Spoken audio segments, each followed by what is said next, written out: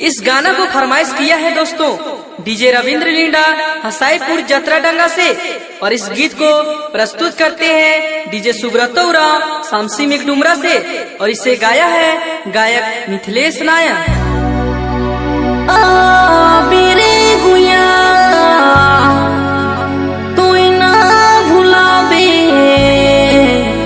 मिकडुमरा गाँव में सिले करब पर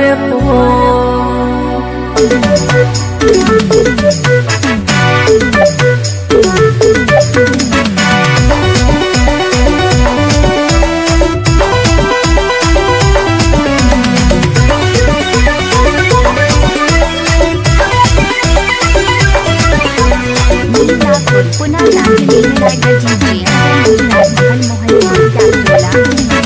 घर में कर मौसम रे गुया टाप टाप चुबो थे पसीना जतरा डगा वाली मुर्गिया मिकडुमरा मिले चलिया ना घर में कर मौसम रे गुया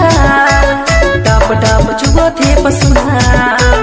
जतरा डगा वाली मुर्गिया मिकडुमरा मिले चलिया ना गया भी तोई बस गाड़ी से हसाईपुर जतरा डंगा से शामसी मिकडुमरा गाँव में गया भी तोई बस गाड़ी से हसाईपुर जतरा डंगा से शामसी मिकडुमरा गाँव में।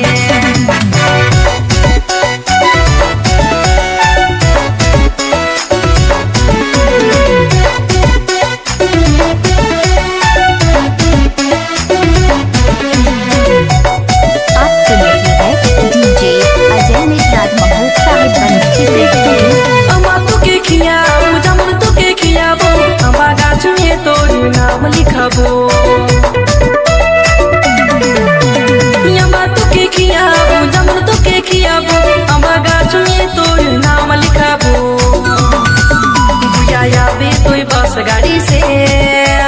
हसाईपुर जतरा डंगा से शामसी मिकडुमरा गाँव में बुया याबे तोय बस गाड़ी से हसाईपुर जतरा डंगा से शामसी मिकडुमरा गाँव में।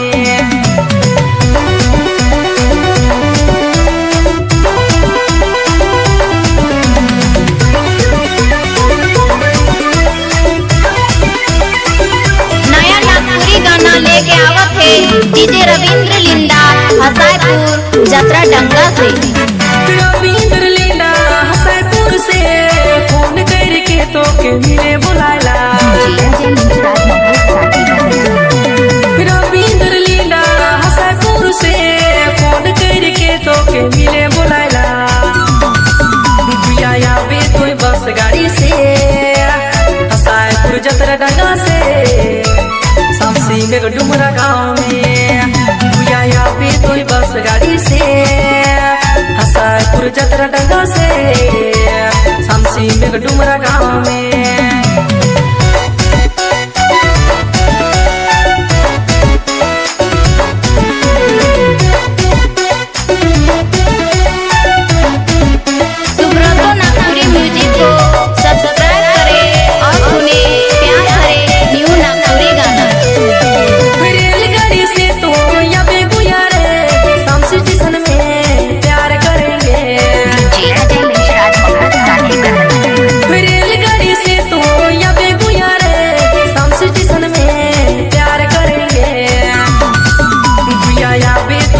गाड़ी से हसाईपुर जतरा डंगा से शामसी मिकडुमरा गाँव में बुया याबे तोय बस गाड़ी से हसाईपुर जतरा डंगा से शामसी मिकडुमरा गाँव में। गर्मी कर मौसम रे गुया टाप टाप चुबो थे पसीना जतरा डंगा वाली मुर्गिया मिकडुमरा मिले चलिया ना याबे तोय बस गाड़ी से हसाईपुर जतरा डंगा से डीजे सुब्रत उरांव शामसी में तोय बस गाड़ी से हसाईपुर जतरा डंगा से